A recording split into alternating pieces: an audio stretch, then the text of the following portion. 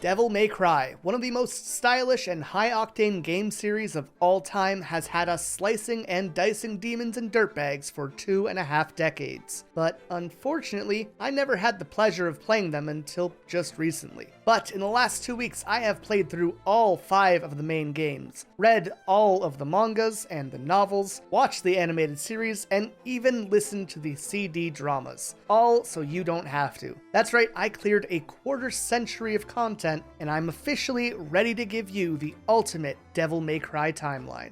But before we begin, this is a new channel, so be sure to let us know which other series or games you want us to dive into in the comments. And if you end up enjoying this one, remember to leave a like and subscribe to Uproar Media. Anyways, as you might imagine, to do a full timeline, we gotta go back to the start, where the world was born in darkness. However, even in that deep dark, a ray of light existed, and eventually, the darkness and the light split apart into the demon world and the human world. These worlds coexisted for millennia, but the Lord of the Dark decided that the two worlds were once one, and should be ruled as a set. And to that end, a brutal war erupted as the Dark fought to control the light. But humans were no match for the demons, and so little by little they were conquered. This brings us to 2,000 years ago when the Devil Prince Mundus was born. Mundus eventually devoured the fruit of the Qlipoth tree, which imbued him with divine power that allowed him to become king of the Underworld. However, his rule was not exactly unopposed, and a devil god named Argosax would challenge him, ultimately leading to the division of the demon world. But Mundus wasn't alone either. His right-hand man was the most powerful demon swordsman, a knight by the name of Sparda. Sparda also had 2 students, the twin brothers Baal and Modius, who had been studying under him and served Mundus as well. But eventually things would change. Mundus was not content simply ruling over half of the demon world, and so he decided to invade the human world and seize it for himself. An army of demons flooded the light and brutally conquered humanity. But as the war waged, Sparda began to realize just how unjust and terrible their actions were, and so he turned against his own kind. Sparda not only fended off the invasion, but then turned his attention to the Emperor of Darkness himself, ending the war by sealing Mundus in a marble vault. But even this wouldn't be enough. To truly stop any attempt of the Dark conquering the light, he would need to seal off their passageway to the human world. This was Temmin Nigru, a tower which served as the door between worlds. By combining his blood, the blood of a human priestess, his legendary sword, and a mystical amulet, this doorway would be closed and humanity would finally be able to live securely. In doing so, Sparda also sealed away Temmin Nigru's gatekeepers, Cerberus, Agni and Rudra, Nevin, Beowulf, and Leviathan as well. And finally, he would steal the names of the 7 deadly sins, effectively turning them into seals themselves meant to keep the tower underground. But the tower wasn't the only door to the demon world. In Fortuna, a massive monolith also served as a hellgate, and so Sparda traveled there to sever this connection with his sword Yamato. For some time after sealing away the demon world, Sparda ruled over humanity and guided them towards progress. However, once they could stand on their own, he stepped down and disappeared.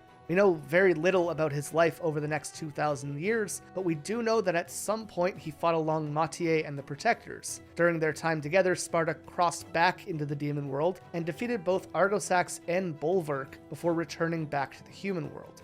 In the case of Argosax, Sparda used 4 artifacts to seal him away on the Isle of Vie De Marli. And that leads us to more or less the modern day, where in the 20th century, Sparda fell in love with a woman named Eva and had children, a set of twins called Dante and Vergil. Together they lived near Redgrave City as Sparda trained his sons in the art of combat, though the kids didn't know he was a demon at the time. Meanwhile, just before their 8th birthday, Eva gave 1/2 of Sparda's amulet to both Dante and Vergil. But this happy life of peace couldn't last forever. Sparda eventually died under mysterious circumstances, and this unfortunately meant that Eva and the kids were now completely unprotected. While Sparda had been living in the human world, Mundus had freed himself and had begun plotting his revenge. And with Sparda now out of the picture, he sent a horde of demons to attack what remained of Sparda's family. Eva was killed as she tried to protect her sons, but luckily both Dante and Vergil survived. However, they were separated. Dante believed that his brother had been killed in the attack, and so he took his mother's last words to heart, taking on a new identity in Tony Redgrave so that he wouldn't be hunted down after leaving the city. However, this moment left Dante with a burning hatred for all of demonkind, and for his father, who he blamed for not being alive to protect his family. As for Vergil, he hadn't been home when the attack began and was ambushed by the demons. As he returned home, he found everything being burned down, and he became traumatized by what he saw. This awakened the demon within him and allowed him to kill all of his would-be assailants with Yamato. However, Vergil didn't know that his mother had died trying to find and save him, and so he believed that she and Dante had simply abandoned him. Because of this, he never tried to reconnect with his brother, and instead he set off alone. Meanwhile, Dante eventually made his way to Morris Island, where he was taken in by a foster mother. Like his original home, Morris Island was also attacked by demons who burned the entire town to the ground. The few survivors all tried to explain that demons were behind everything. However, it was Dante and his foster mother who were blamed for the fire, as officials wouldn't believe the supernatural story. Because of this, the two of them were forced to leave the town, though his friend and foster brother Ernest would never give up on revealing the truth. Years later, Dante began working as a mercenary, still using the name Tony Redgrave. He partnered with a man named Gru, and together they took on several jobs until parting ways, at which point Dante began working with a masked mercenary named Gilver. Dante also befriended a skilled gunsmith named Nell Goldstein, who would craft his classic handguns, Ebony and Ivory, for him. Driven by desperation to cover his sick daughter's medical bills, Gru accepts an assassination contract targeting Gilver, but during his mission he uncovers the horrifying truth that Gilver was an agent for the demon world and was trying to summon demons into the human world. Gru tries to stop him, but he is no match for Gilver and is killed in their battle. Upon learning of his partner's death, Dante visited Gru's daughters at the sanatorium, only to discover that it had been overrun by demons and transformed into a gateway to the demon world. Fighting through the horde, Dante eventually reaches Gru's daughter and mercifully ends her suffering, also severing the connection between the realms in the process. As a result of this, Dante would be shunned by his fellow mercenaries who blamed him for the tragedy at the sanatorium and for Gru's death, and so he sought refuge at Nell Goldstein's home. However, he was completely unaware that Gilver had been pulling the strings the whole time. Soon, Gilver made his move and launched an attack on Dante, and despite Dante emerging victorious, Nell was killed as collateral in this battle. To Dante's surprise, under Gilver's mask was his brother's face. As it turns out, Gilver was a clone of Vergil, created by Mundus and sent to destroy Dante. In the aftermath, Dante abandons his Tony Redgrave persona and returns to using his real name. Not only that, but to honor Gru's memory, he begins sending financial support to his surviving daughters, ensuring that they are cared for despite their father's fate. Meanwhile, as Dante has been living as Tony Redgrave, the real Vergil had gone to Fortuna to investigate the Order of the Sword, who had worshipped his father like a god. Once his investigation is finished, he leaves Fortuna and vows that one day he will return to show them the true power of the son of Sparda. However, before he leaves, Vergil has an affair with a woman in Fortuna, who goes on to give birth to their son Nero. Later, Nero would be found by Credo and Kyrie's family and raised by them, but this didn't make his childhood any easier. He was often bullied by other kids who claimed his mother was a prostitute, but he eventually found a sense of belonging by joining the Order of the Sword with Credo to fend off demons who attacked their city. At the same time, a scholar named Arkham learns about Sparda and becomes obsessed with gaining his power so that he can become a god and rule the world. Arkham soon meets Vergil and tells him about the legend of Temeni Gru.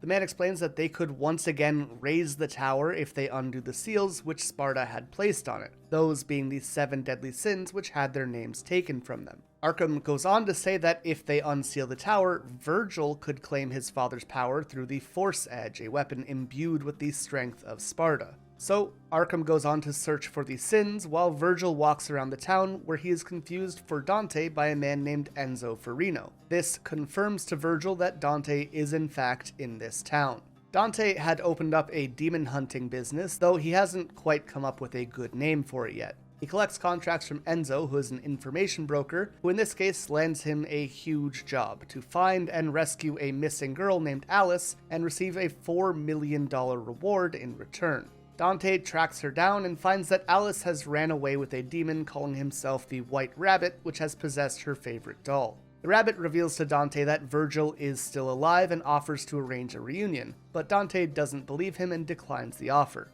The White Rabbit then transforms Alice into an adult woman who begins to flirt with Dante, and luckily he rejects her advances, which leads her to reveal her true nature as a demon as she attacks him. Even so, in his devil form, Dante manages to subdue Alice without causing her any harm.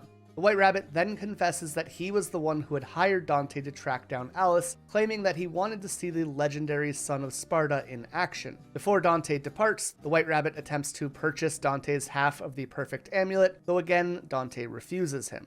Upon returning to his shop, Dante finds Alice there waiting for him. He tries to intimidate her into leaving and carelessly leaves his half of the amulet unattended while he takes a shower. Seizing the opportunity, Alice steals the amulet and leaves a map for Dante to follow. This leads him to an old church where Dante encounters an associate of the White Rabbit, the Mad Hatter. The Hatter tries to manipulate him into naming an ancient demon whose name was stripped away by Sparda. But Dante doesn't fall into this trap, however he is caught off guard when his brother Vergil appears and speaks the demon's name himself. For the first time in years, the two brothers confront each other, but Vergil effortlessly defeats his brother and manages to get his hands on his half of the amulet. Surprisingly though, when Dante asks for him to return it, Vergil agrees, saying he can come and get it whenever he wants anyways, so it doesn't matter if Dante is holding it for now. With the Sins having regained their names, Temmin Nigru's seal is undone, and as such, Arkham attempts to perform the ritual to gain Sparda's power. To do so, he sacrifices his wife Kalina, who happens to be the direct descendant of the priestess that Sparda had used to steal away the demon world 2,000 years ago. While the ritual did succeed in giving Arkham some demonic power, it was ultimately a failure which left a terrible burn across his face. Not only that, but as you might imagine, sacrificing his wife also upset his daughter Mary quite a bit. As a result, she discards her name and vows to kill Arkham so that she can avenge her mother. But back to Dante, and a full year has passed since his confrontation with his brother, and we have finally reached the events of Devil May Cry 3. Everything begins when Arkham approaches Dante and invites him to Temmin Nigru on his brother's behalf. Inside the tower, Dante comes across two important individuals. First, we have the demonic Jester who guides Dante through the tower, though he clearly has ulterior motives. And second is Mary, here to kill her father. That said, as she no longer goes by her name, she tells Dante to just call her whatever he wants, and he settles on the very creative name of Lady. Now, Lady is also making her way up the tower, though before she reaches the top, she's confronted by Arkham, who throws her off of it. Luckily, she is saved by Dante as she falls, though because she hates devils, she shoots him in the head, causing him to drop her and ultimately leading to her saving herself. No longer going out of his way to save Lady, Dante makes his way up the tower and defeats a slew of gatekeepers. And after each battle with them, their souls become new weapons, or devil arms, which allows him to become much more powerful with each new area he enters in the tower. And he's going to need that strength because waiting for him at the top of Temmin Nigru is his brother, Vergil. Once again, they battle and Vergil dominates Dante. He asks Dante why he doesn't want to claim their father's power for himself, and Dante responds that he has no father, which is to say that he still hates Sparda for dying and abandoning their family all those years ago. Vergil disregards this as foolishness, stabs Dante with Yamato, and once again steals his brother's half of the amulet. But as Dante finds himself on death's door, he finally taps into his own demonic power and becomes immeasurably stronger. He has finally attained the power that Vergil received when he watched his home burn down as a child. This puts them on more or less even footing. Seeing this, Vergil wants to continue their battle, but ultimately he is convinced by Arkham to disengage and the two jump off the tower. Naturally, Dante tries to follow them, but when he does, he is swallowed whole by the massive Leviathan. As Vergil and Arkham approach the final door to the Lair of Judgment, Vergil kills Arkham as he knows he is planning to betray him and claim Sparda's power for himself. Inside the lair, he comes across Beowulf and slaughters the demon, taking his power as a devil arm. Meanwhile, Dante slices and dices his way through the Leviathan before returning to the tower and chasing down his brother. On his way, he comes across Arkham's corpse, and shortly afterwards, Lady catches up with him and accuses him of robbing her of the chance to kill her father herself. Dante shrugs this off and leaves, letting Lady believe whatever she wants. But as he walks away, Arkham uses the last of his life to tell his daughter that Vergil was the one using him, and he had corrupted him to the point where Arkham even killed his own wife. With his last breath, Arkham tells Lady to kill Vergil and stop him from opening the gate. Meanwhile, Dante finally catches up to his brother just as Vergil is attempting to perform the ritual to unlock the demon world. He had sliced his own hand open to supply the blood of Sparda and brought the perfected amulet, but still, the gate wasn't opening. However, Dante wasn't just going to stand around and let his brother keep trying to figure things out. The two of them again break into a fight, and with Dante's new devil powers, he is a much more even match for Vergil. Soon, Lady joins the battle and tries to kill Vergil as her father asks, though admittedly, she doesn't exactly match up to the two of them. And in the end, both Dante and Vergil go into the kill, slicing each other and causing their blood to spill on the ritual site. This is when Jester returns and reveals himself to actually be Arkham. He had convinced Vergil to spare Dante in their previous battle so that both of them would arrive at the ritual site together. Each brother carried half of their father's essence within them, so both of their blood was needed to open the door to the demon world. And this is why Vergil couldn't open it alone despite having the perfect amulet. Not only that, but there's still another element which was required, the blood of the priestess. And now that the original priestess's descendant Lady was here, Arkham takes the opportunity to stab his daughter in the leg and add her blood to the mix as well. And with that, the door to the demon world is officially opened. Vergil, Dante, and Lady put aside their differences and try to stop Arkham, but as the tower begins to shift, Arkham manages to push them off of his platform as he continues to rise to the top. Everyone splits up and chases after him, and along the way, Dante runs into Lady once again. She is still pretty wounded from when she was stabbed, so Dante insists that she stops risking her life and entrusts him with the mission of putting a stop to Arkham's madness. She reluctantly agrees and gives him a rocket launcher to help on his journey.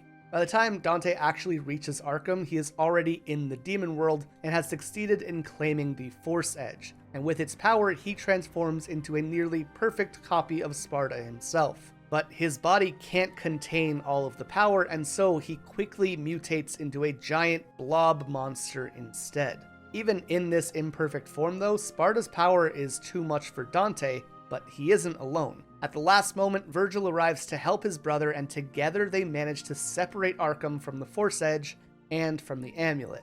Arkham is launched out of the demon world and lands at Lady's feet, demanding that she spare him, saying he only killed one insignificant woman. Sparda did the same thing and he became a legend, and so he should be completely forgiven as well and worshipped in the same way. But as you might imagine, this doesn't exactly convince Lady to give him the Father of the Year award, and as he begs for his life, she pulls the trigger and fires until she is out of bullets, killing Arkham once and for all. But while her daddy issues have been resolved, Vergil's were still going strong. After the Force Edge was removed from Arkham, both Dante and Vergil make a mad dash for it, but Vergil's the one to reach it first. Dante asks his brother to reconsider, saying even if he acquires their father's power, that's not going to make him anything more like his father. He goes on to say that their dad's soul lives on in them, and right now that part of him is screaming, telling him to stop Vergil by any means necessary. But once again, Vergil dismisses everything Dante has to say and just tells him that he needs more power and that's all there is to it. And so one final battle breaks out between the two of them, but for the first time, Dante emerges victorious. However, as they fought, the portal to the human world was slowly beginning to close without the amulets to hold it stable. Vergil tells Dante that he is choosing to stay in the demon world and falls into the depths with his half of the amulet. Dante, of course, tried to save him, but Vergil cut his hand as he tried to reach out. With no other options left and no time to spare, Dante grabs the Force Edge and rushes back to the human world. He leaves the tower and reunites with Lady to return her gun, and as they talk, Dante begins crying over the loss of his brother for the second time in his life. However, he doesn't want to admit that he is feeling sad, and so he blames the rain because devils never cry. But Lady tells him that even devils may cry when they lose a loved one. And hearing that, Dante finally knows what to name his demon hunting business, Devil May Cry. And that is pretty fitting, as Lady even becomes his new partner going forward. As for Vergil, he finds the Demon King Mundus in the Underworld, and despite being severely weakened by his battle with Dante and Arkham, claims that if his father could defeat Mundus, then so could he, before charging blindly into battle. However, his injuries prove to be too severe, and he is quickly defeated and corrupted by Mundus, forcibly being transformed into a new being called Nello Angelo. But corrupting only one of Sparda's children was not enough for Mundus. For true revenge, he would need to take out Dante as well. However, this would take time. Over the next 10 years, leading into the events of Devil May Cry 1, Mundus created a demon named Trish and made her in the image of Dante's mother, Eva. He then sent her to Devil May Cry, where she meets with Dante and quickly launches an attack on him, which he manages to defend against. She explains that this was a test, and then tells him that his father's greatest enemy, Mundus, was planning to return to the human world on Malay Island. Together, they head to the island, but Trish soon rushes ahead of Dante, and they become separated. While Trish takes the easy way up, Dante needs to explore the island's castle and defeat Mundus's followers, including Phantom, Griffin, the bioweapon Nightmare, and most notably, Nello Angelo. Nello, who unbeknownst to Dante is actually his corrupted brother, manages to overwhelm Dante in their first fight, but rather than killing him, he chooses to run away after seeing Dante's half of the perfect amulet. However, after their third battle, when Dante defeats Nello, the demon drops his own half of the amulet, and Dante realizes that he has been fighting his brother this entire time. With both halves of the amulet now in his possession, Dante is able to unlock the true form of the Force Edge, and the weapon transforms into the Sparda sword. Dante then reunites with Trish, only to fall into a trap when she reveals that she is a spy working for Mundus. Because of this, he has to fight off Nightmare once again, but their battle causes a massive pillar to fall apart, and despite her betrayal, Dante still chooses to dive in and push Trish out of the way to save her. When she asks why, he tells her that he only saved her because she looks like his mother, but warns her not to come close to him again because he won't be as forgiving next time. Finally, Dante makes his way to Mundus, arriving just in time to see him about to kill Trish for her failure. In spite of his anger towards her, Dante once again tries to save her and ends up injured in the process. Mundus takes the opportunity to fire a deadly energy beam, but this time it is Trish who sacrifices herself to protect Dante. Her death unleashes Dante's full potential, allowing him to channel the power of the Sparda sword and transform into what looks like his father's demonic form. In a climactic battle in the demon realm, Dante overcomes Mundus's immense power and emerges victorious. Afterwards, he returns to Trish's lifeless body, leaving both the Sparda sword and the perfect amulet with her before departing. As he makes his way off the collapsing island, a severely weakened Mundus confronts him one last time after chasing him back into the human world. Dante struggles to defeat him until Trish suddenly reappears and infuses his guns with her magic. With her help, Dante banishes Mundus back to the demon world, though as the Demon King fades away, he vows to return. Trish, overcome with guilt, tearfully apologizes for her deception, and Dante reassures her, saying that her tears signify how she has found her humanity, as devils never cry. The two escape the sinking island using an old plane which happens to conveniently fall nearby, and from that point forward, they work together as partners, with Dante even renaming his shop Devil Never Cry. Over the years, Dante and Trish develop a strong partnership, though their contrasting habits sometimes irritate one another. They take on another job from Enzo Farino, which lead them to ancient ruins where Enzo finds a devil arm resembling a gun. Trish speculates that this weapon might have been crafted by Machiavelli, a legendary demon gunsmith known for making weapons like Artemis. However, the devil arm turns hostile and attempts to consume Enzo. In the end, Dante manages to save his friend by cutting off his arm and severing the connection to the weapon. This traumatic event opens Enzo's eyes to the reality of demons, but determined to help in the fight against them, he establishes a pawn shop to store Dante's collection of devil arms, ensuring that as long as he has them, they won't be able to harm anyone else. After this ordeal, Trish decides to leave Devil Never Cry to hunt down and secure other dangerous devil arms in hopes of preventing any future tragedies. However, before she leaves, she asks Dante to restore the shop to its original name, Devil May Cry. With things back to normal, or as normal as they get for Dante at least, we can jump into the story of the animated series. Dante takes a job from his broker, J.D. Morrison, to escort a young orphan named Patty Lowell to her father's house to claim her inheritance. However, Patty ends up being a decoy for the real heir and winds up staying with Dante and becoming a part of his life. Aside from Patty, Dante still frequently receives visits from Trish and Lady, who relentlessly remind him of all the money that he owes them. While the two of them originally get off on the wrong foot, Lady and Trish actually become very good friends pretty quickly. It is also during this period that Dante is reunited with Ernest, his childhood friend and foster brother. He had dedicated the last 20 years of his life to proving Dante's innocence. To this end, Ernest attempts to summon the demon responsible for the attack on Morris Island, hoping to kill it and clear Dante's name. However, Ernest is just a normal dude and is quickly overpowered, so Dante steps in to fight instead. During the battle, Ernest discovers that the demon who had attacked their island was only there because he was looking for Dante. Now that he finally has the full picture, he blames Dante for the devastation and declares that he never wants to see him again. This is absolutely heartbreaking for Dante, but ultimately he respects his friend's wishes and chooses to leave the island. Later, Dante encounters Ball and Modius, the twins who had been his father's apprentices. Modius befriends Dante, but Ball only wants to kill him to prove that he has surpassed Sparda. As a result, Dante is forced to kill Ball in self-defense, but this puts Modius in a position where he has to try to avenge his brother as well, and after a fierce battle, Modius also dies. Despite all that had happened, Dante takes the two brothers' blades and buries them in a memorial service to them. This is about when the dark secret of Patty's lineage comes to light. She is a descendant of Alan Lowell, a powerful alchemist capable of summoning and controlling demons. However, Alan once summoned a demon way too powerful for him to contain, called Abigail. To prevent catastrophe, Alan sealed Abigail away, leaving a pendant as a key to the demon's power. This pendant was passed down through his descendants, eventually reaching Patty's mother, Nina. Fearing for Patty's safety, Nina had placed her up for adoption. However, manipulated by the scheming demon Sid, Nina entrusts the pendant to Dante rather than safeguarding it herself. Over time, this makes her feel uneasy and she asks for it back, but without the amulet's protection, Sid is able to kidnap her. In hopes of reuniting with her mother, Patty steals the amulet from Dante and plans to give it to Sid in exchange for her. This allows Sid to awaken Abigail, and the demon actually manages to defeat Dante, trapping him in a comatose state in the demon world.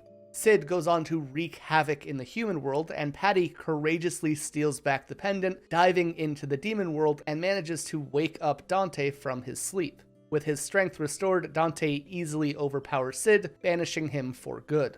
With Patty now reunited with her mother, she leaves Devil May Cry to start a new life. However, she does keep in touch with Dante and occasionally stops by to help him clean up the shop. But before we get back into the games, we gotta cover the first CD drama, in which Dante's debt to Enzo has become completely overwhelming, to the point where Dante is actually worried that his friend will start selling the devil arms that he had been entrusted with.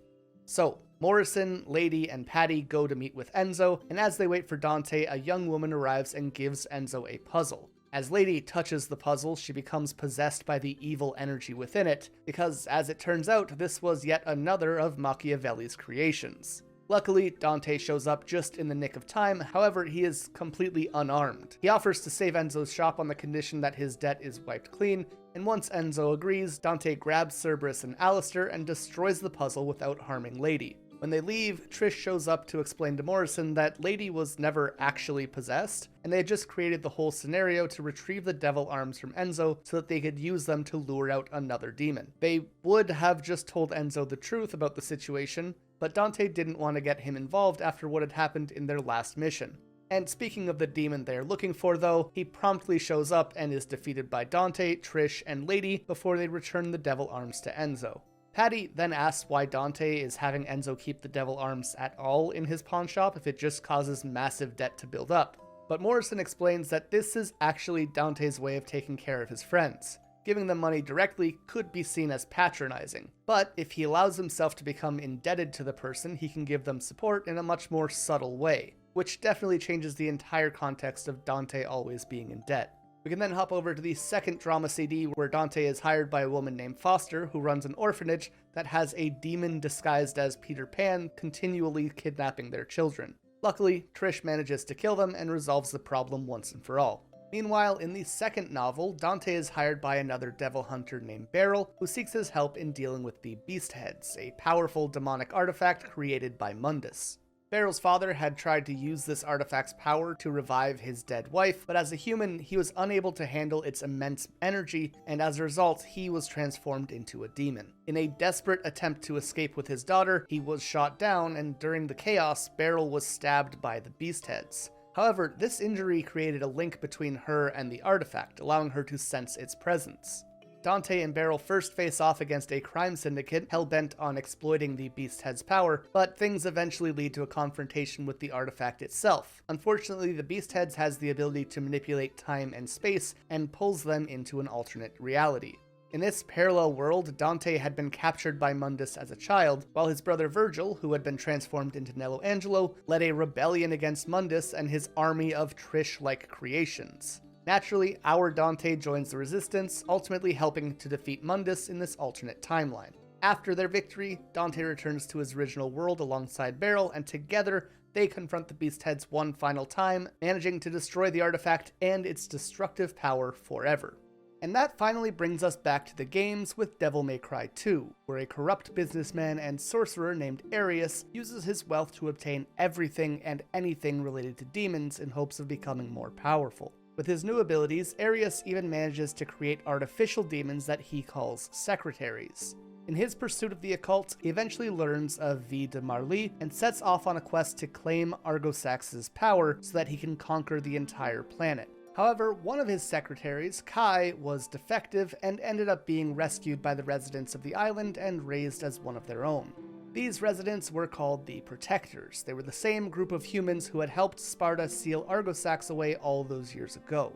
Their leader, Mathieu, adopted Kai, and since the girl had no memories of where she came from, she was given the name Lucia. When the Protectors find themselves unable to stop Arius on their own, they send Lucia to enlist Dante's help. Mathieu even promises to share a story about Sparda in exchange for his assistance, and so Dante accepts and fights his way through demons as he works towards stopping Arius. But despite his efforts, Arius still succeeds in assembling the 4 artifacts needed to open the portal to Argosax's realm. Although Dante ends up defeating Arius, the portal is already active, so to stop Argosax, Dante suggests entering the demon world himself, knowing that the portal will likely seal behind him and trap him there forever. Lucia, of course, opposes this idea, and ultimately, to settle who will make the sacrifice, they flip a coin which comes up heads, which means that she has to let Dante go. Meanwhile, Lucia encounters a horribly mutated Arius, who had managed to absorb part of Argosax's power. Even despite this new strength, she manages to take him out all on her own. However, after the battle, she realizes that Dante's coin was two-headed, meaning that he had rigged things to ensure he would be the one to take on the dangerous mission alone. In the demon world, Dante confronts and kills Argosax, but with no way to return home, he decides to venture deeper into the demon realm instead. Luckily, he ends up discovering another portal and escapes back to the human world without much issue. Afterwards, Lucia returns to Vie De Marli, while Dante continues working as a devil hunter. From here, we can go to Devil May Cry 4. Dante receives a job from Lady after she encounters an Angelo who had been collecting devil arms. She had traced the Angelo back to Fortuna's Order of the Sword, and so Trish offers to go undercover and learn why they are collecting all these demonic artifacts. She takes on the alias Gloria and quickly ascends through the Order's ranks by bringing them Sparda's sword. This allows her to gain greater access to the Order's information, and she learns a brief history of how the Order came to be. They were created after Sparda sealed a Hellgate in Fortuna with Yamato, however since then they had become obsessed with eliminating demons. They even went so far as to create their own artificial demons like the Angelos to fight against them. But that wasn't all. The Order also created a gargantuan demonic statue in Sparda's image called the Savior, which could be brought to life and controlled if they could get their hands on Sparda's blood and his sword. To that end, they began opening their own small hellgates to harvest demons, but this also served as a trap for Dante. After all, how could the most famous devil hunter in the world resist a town that was constantly being bombarded by demons?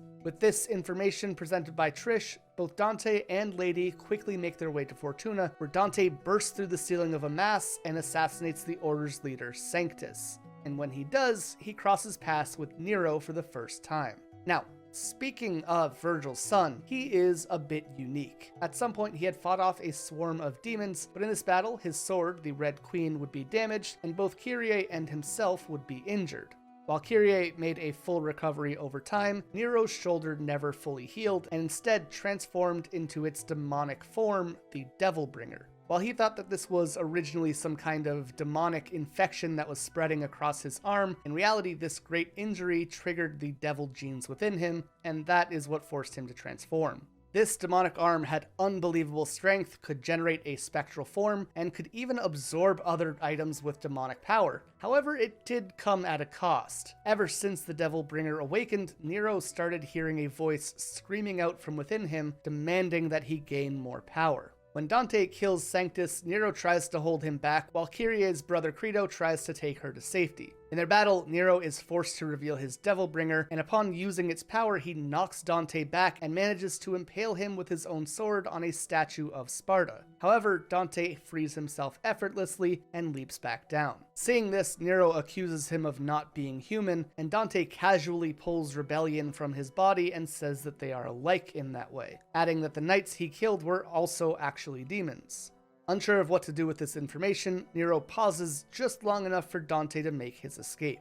Shortly afterward, Kyrie returns Nero's sword now that it has finally been repaired, and Credo sends him after Dante, warning him that he has been seen rushing towards Fortuna Castle. But before they can proceed, the city is attacked by a swarm of demons. While Kyrie and Credo guide the survivors to safety, Nero stays behind to fend off the invaders. Meanwhile, behind the scenes, Sanctus is resurrected with the Ascension Ceremony, a ritual that the Order of the Sword uses to infuse themselves with powerful demonic energy. While this often results in them taking on angelic forms or losing their sanity, in the case of Sanctus, he has remained fairly unchanged, with the exception of being more powerful than ever before. Determined to track down Dante, Nero travels through Fortuna and eventually finds a small village at the base of Lamina Peak. Here, he discovers the source of all the demons, the first Hellgate. There, Nero battles and defeats Burial, the conqueror of the Fire Hell. Afterwards, he presses onward through a supernatural blizzard and reaches Fortuna Castle, where he comes across Gloria, a mysterious new member of the Order that he has never seen before. Inside the castle, Nero finds the second Hellgate and battles Baal, a massive toad-like demon that fights with ice. He then discovers a hidden underground laboratory belonging to the Order, and here is where everything comes together for him. He meets Agnes, the chief alchemist of the Order, who explains that he created the Hellgates to summon demons for his experiments, and that not only has Sanctus been revived, but he plans to use this demonic power to rule the world by taking control of the Savior. Agnes unleashes his Angelos to kill Nero, and in a sneak attack they manage to pin him to the wall with a brutal barrage. However, as Agnes orders the Angelos to actually kill him so that he can be studied, Nero's Devil Trigger finally activates. This power resonates with his father's sword Yamato and fully repairs it before it is drawn into his hand, allowing him to burst free from his restraints. In this new form, Nero vows that he will gladly become a demon if it means he receives the power he needs to save Kyrie. But at the sight of Nero's newfound strength, Agnes is forced to reveal his own true Angelo form as well and retreats. From here, Nero heads towards the Order's headquarters in search of Credo, hoping that he can get some kind of answers for all that is happening. However, Agnes makes it there first and tells Sanctus that Nero is a devil, and so it's decided that Credo will be sent to apprehend Nero and Yamato, while Gloria is sent to kill Dante. But once Sanctus is alone with Agnes, the scientists suggest using Credo's sister Kyrie as a hostage to gain control of the situation. It isn't long before Nero and Credo find each other at the entrance of the Order, but when Nero asks for the truth, Credo shrugs off the question and immediately goes on the offensive. In defending himself, Nero is forced to reveal his Devilbringer, and Credo returns the favor by revealing his own demonic Angelo form. However, even despite this power, Nero still manages to defeat him in battle. But as he overwhelms Credo, Kyrie appears and screams in horror at the sight of Nero's demonic arm, assuming that he is trying to kill her brother. Nero tries to explain, but Agnes intervenes, manipulating Kyrie into seeing Nero as a monster. Agnes then takes her hostage, revealing Sanctus's plan to use Kyrie as leverage. But this didn't only upset Nero. Enraged by this betrayal, Credo and Nero form a temporary alliance against Sanctus. While Credo flies off to seek the truth, Nero chases after Agnes and Kyrie in hopes of saving her.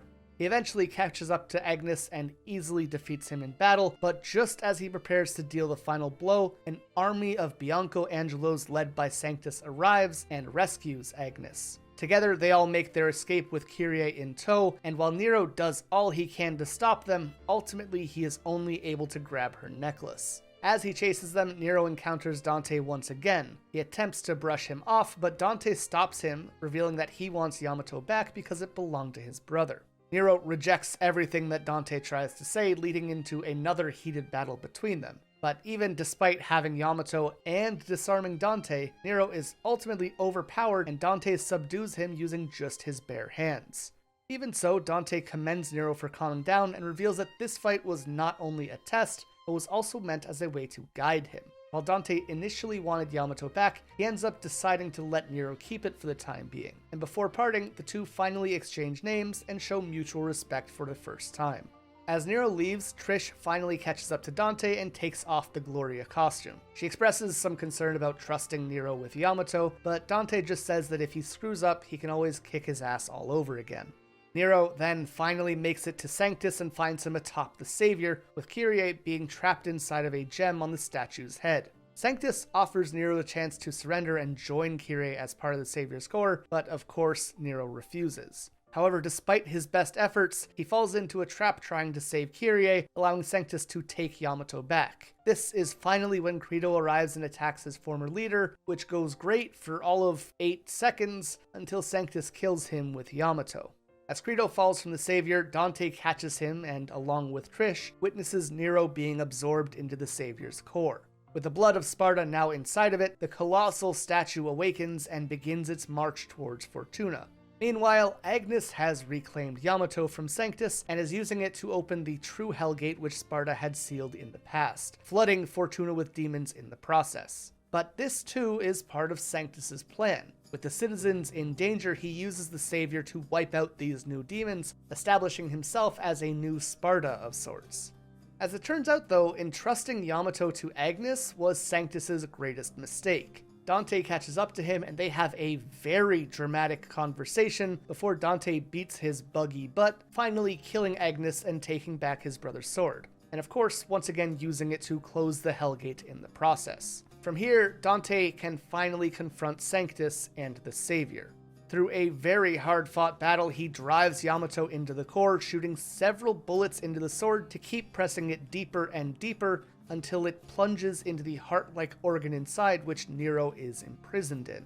This frees him at last and allows Nero to search the Savior's interior for Sanctus. But while Nero has Yamato, Sanctus has Sparda. He taunts Nero for betraying the Order and mocks him for allowing himself to fall into a trap because of love. A battle breaks out between them, and Nero ultimately emerges victorious. So in a fit of desperation, Sanctus calls upon the Sparda sword's power, begging for it to give him the strength he needs to kill Nero. But this goes unanswered. The old man demands to know why Sparda denies him, and Nero explains that while Sparda was a demon, he possessed a heart that was capable of love, and that's something that Sanctus lacks. Without that element of humanity, the sword will refuse to grant him power. With this revelation, Nero finally kills Sanctus and saves Kyrie. The two escape the collapsing Savior, but their relief is short-lived as the Savior unexpectedly reanimates and transforms into the false Savior, taking on Sanctus's likeness in the process. Dante prepares to take on this new enemy, but Nero asks him to let him handle it alone, and so Dante steps aside. As he walks to this final battle, Nero comes to appreciate his demonic arm for the first time. He explains that he had always resented it, but now he sees that it will give him the power to stop Sanctus forever and protect the ones that he cares about. Drawing upon this newfound resolve, Nero extends his Devilbringer and grabs the false Savior's head, crushing it in an instant and ending the conflict once and for all. With everything resolved, Dante takes his leave, and as he does, he entrusts Yamato to Nero. Nero absorbs the blade into his arm, and despite Fortuna still being destroyed and demons still being around every corner, he is finally able to be with Kyrie. With Devil May Cry 4 behind us, we can jump into Devil May Cry's prequel novel, Before the Nightmare, as well as the introduction of Nicoletta Goldstein. This section is also going to be covering the Visions of Vie manga, which covers the story of Vie through this same period of time, as well as bleeding over a little bit into the 5th game. So, 5 years after the destruction of Fortuna, Nico meets with Jeffrey Turner, a journalist for Occult Times, who once wrote an article about the city's downfall. Although the article contained some exaggerations and inaccuracies, Nico recognized that much of it aligns with the truth. Jeffrey explains that while he attempted to investigate the Order of the Sword, the locals were distrustful of outsiders, and only low-ranking members who were disillusioned were really being cooperative at all. She asks Jeffrey about a man in one of the article's photos, and after some reluctance, he reveals that man to be Nero. Speaking of Nero, in Fortuna, he is working on repairing the Red Queen in his garage when one of the orphans that he and Kyrie are taking care of informs him that Nico wants to speak with him. Although wary of Nico, Nero's Devilbringer senses that she is a human, or at the very most, a weak demon. However, her rude demeanor and smoking habits instantly irritates him. Nico requests his help in finding the Order's missing research documents on demons, revealing that she knows the truth about demons rather than being a mere enthusiast or reporter, and to this, Nero declines. Nico then shocks Nero by revealing that Agnes was her father. Sensing his skepticism, Nico notices the Red Queen and skillfully fixes it herself, earning his reluctant gratitude and ultimately getting him to help her. The pair head to Agnes's old lab where Nero questions her intentions. She assures him that she's a weapon artist and proudly mentions her grandmother, Nell Goldstein, the legendary gunsmith who crafted ebony and ivory for Dante. Realizing her connection to Dante, Nero grows uneasy when Nico inquires if Dante is a good person and if he's treating her grandmother's weapons with respect. And this is extra awkward, particularly because Dante was the one who killed her father Agnes. Later, at Nero and Kyrie's home, Nico meets Kyrie for the first time and plans to stay with them while she researches the Order of the Sword. Nico goes on to explain that her father's actions inspired her to learn about demons and offer her expertise as a weaponsmith, harboring no resentment towards Nero or Dante for her father's death.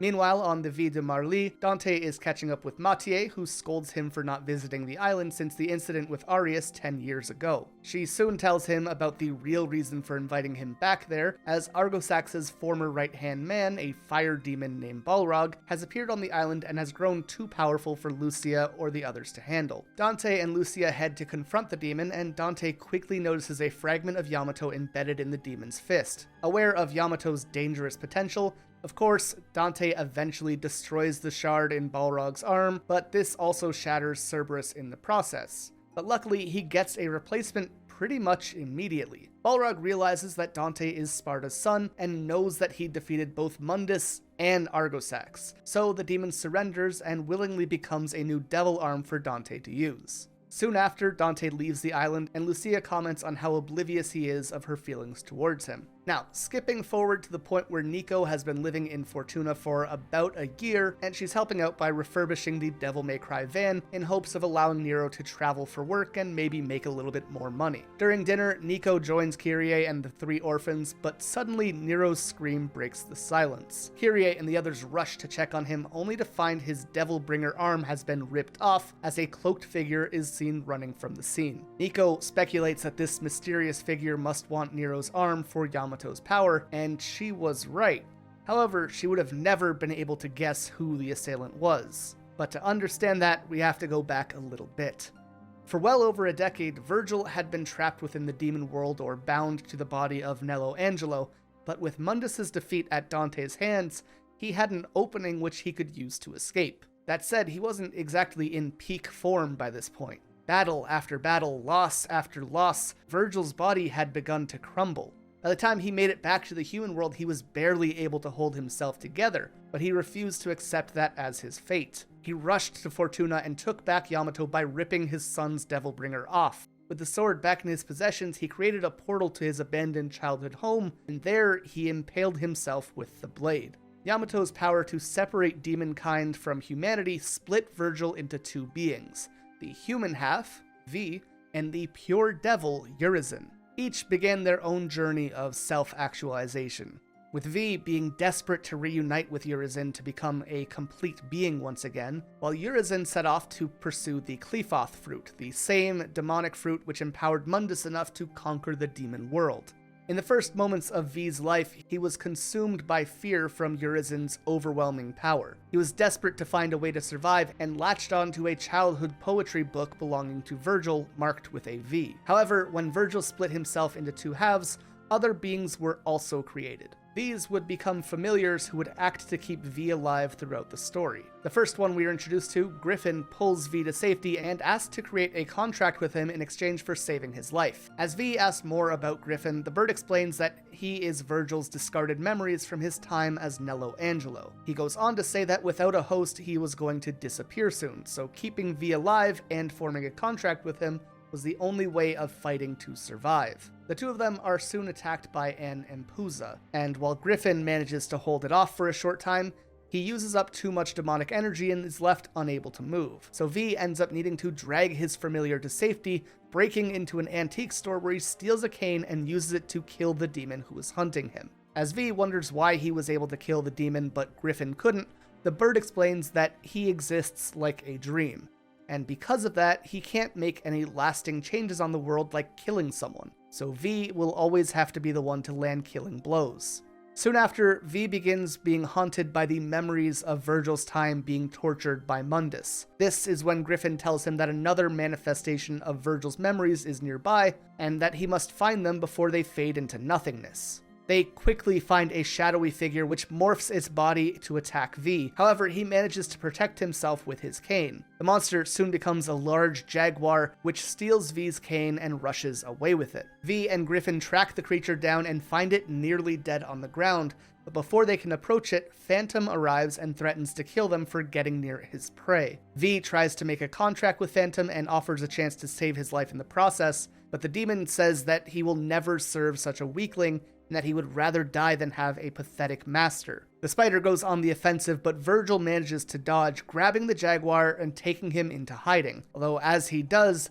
the demon springs back to life, and at first it tries to attack him, but V wins it over when he offers it a chance to survive. So the demon takes on V's form and runs out into the open, luring Phantom to attack it. As it does, the disguise is undone and the jaguar counterattacks, creating an opening for V to plunge his cane into the spider's core. Earning the jaguar's respect, V is able to form a contract with it, and Shadow is added to his list of familiars. V then asks Griffin if there are other strong demons in the area, and is led to a church where he encounters Nightmare, a massive pool of demonic sludge. Griffin explains that the original Nightmare could have destroyed the entire demon world, but didn't have a will to act on its own. This version didn't have that limitation.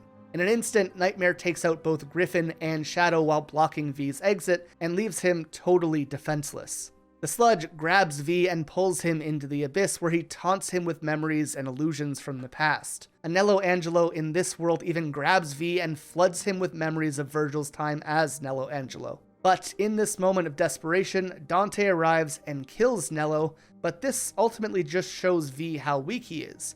He's so pathetic that he needs his brother to come and save him, and this only upsets him more. In the end, V plunges his hand into Nightmare, grabbing its core, and pulls himself out of the abyss. When V is released, Griffin tells him to kill Nightmare as he can't be reasoned with, but V ignores this warning and tells Nightmare that he is bestowing his core back to him, and that the demon should recognize his master. When the sludge hears this, he pulls back his attack and decides to accept a contract with V. Nightmare then goes on to fend off a swarm of oncoming demons, but in doing so, too much of V's energy is used, and he collapses. He dreams of a childhood memory in Sparda's mansion, and reflects on his current situation. He contemplates Nightmare's immense strength, considering himself powerful enough to defeat Urizen, but acknowledges that his own demonic power is not enough to sustain Nightmare for very long. He laments his weakness and believes his efforts thus far have been completely futile. He thinks back and wonders if there was any moment in his life that he wishes could have lasted forever, recognizing that these kind of sentiments were exactly why Vergil had abandoned him for power. In his dream, Yamato appears before him, but a mirror blocks his reach, instead reflecting Dante's smiling face. V questions Dante about Vergil's failures, but the dream shatters before he can get an answer. When he wakes up, Griffin is noticeably worried about him, but V explains he merely ran out of power. The bird then warns him of the risk that this poses to both himself and to his familiars, and ultimately V decides that their next move should be to seek out Dante for his help in defeating Urizen. However, he still doesn't want to reveal his true identity to his brother, so he takes on the name V after the insignia on Vergil's poetry book. To this end, he also doesn't want to hire Dante directly, and instead chooses to use J.D. Morrison as an intermediary to keep as much distance as possible.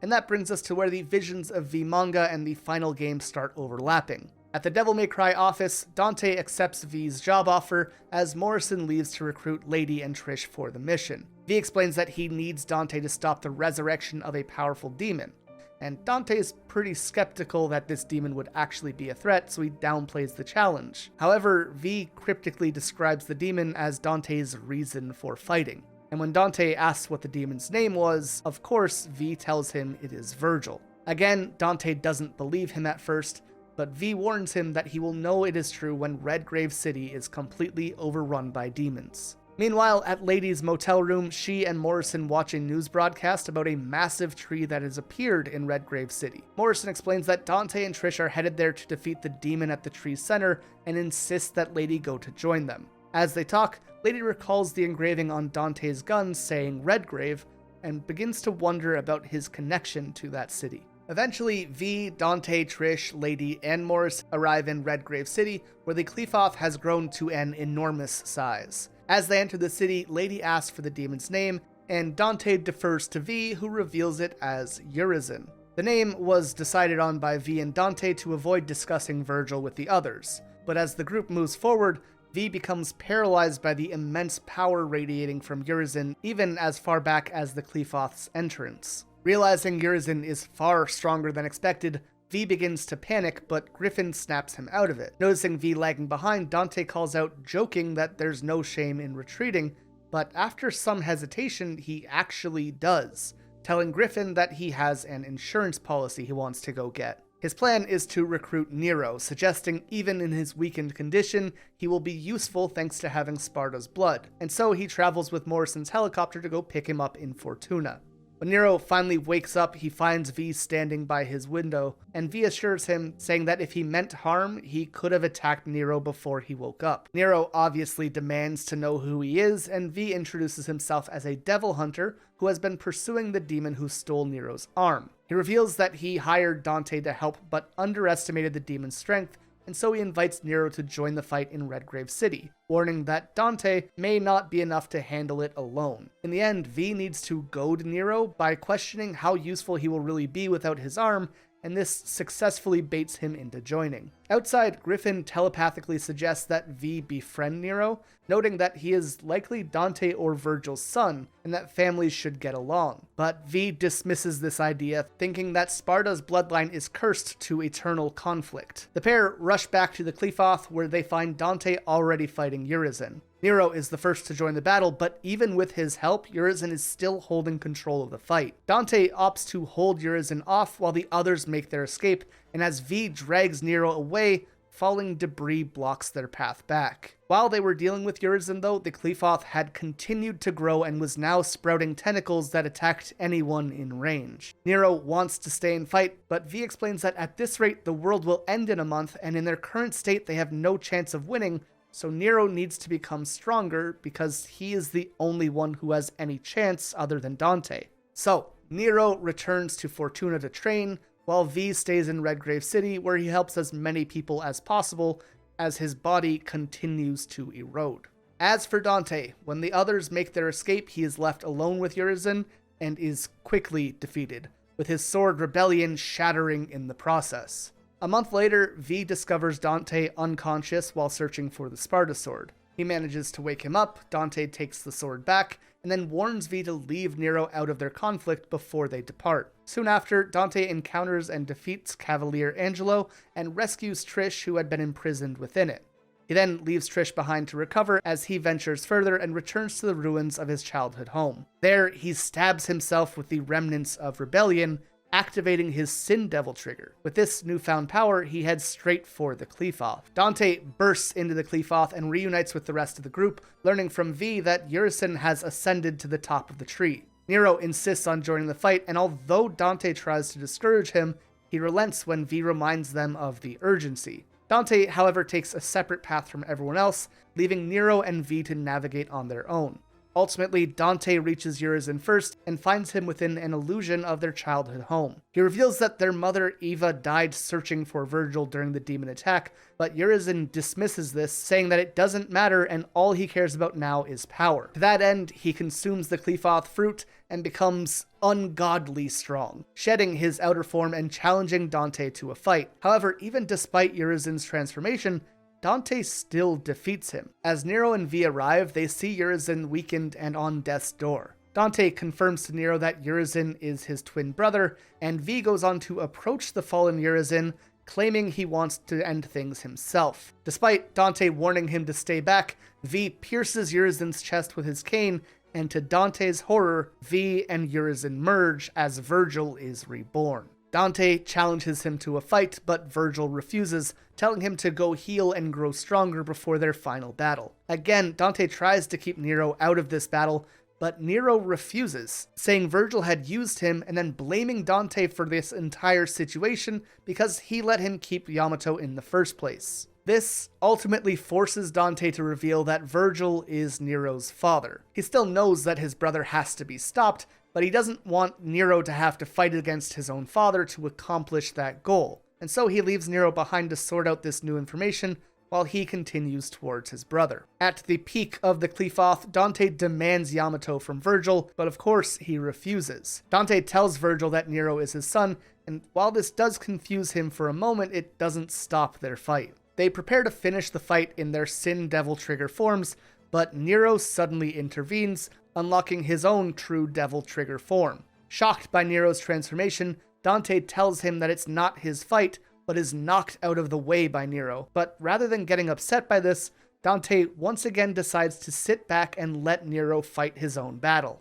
And it's a good thing he did because Nero ultimately defeats his father, and the Qlipoth begins to collapse. However, this wouldn't resolve the issue at hand. In the end, Vergil and Dante decide to enter the demon world and cut the Qlipoth's roots, even knowing that they will likely never return. That said, Dante tells Nero that it's because of him that they know they can leave Earth in safe hands, and despite Nero's protests, the brothers enter the demon world, leaving him as humanity's protector. Inside, Dante and Vergil destroy the roots, finally ending the crisis, but now stranded, they are forced to fend off endless hordes of demons together. And while their rivalry continues, they are on much better terms now that they have chosen this fate together. Meanwhile, after the incident, Nero reunites with Nico and begins his journey back to Fortuna. Nico asks how he feels about saving Dante now knowing that he killed his father in the past, but Nero dismisses the question, saying it doesn't matter because the Sparda twins are gone. He then notices the Qlipoth crumbling in the distance, and is relieved knowing that Dante and Vergil had completed their mission. With that, Nero continues his journey back to Fortuna. While he might refuse to admit that he is saddened by what happened that day, in the end,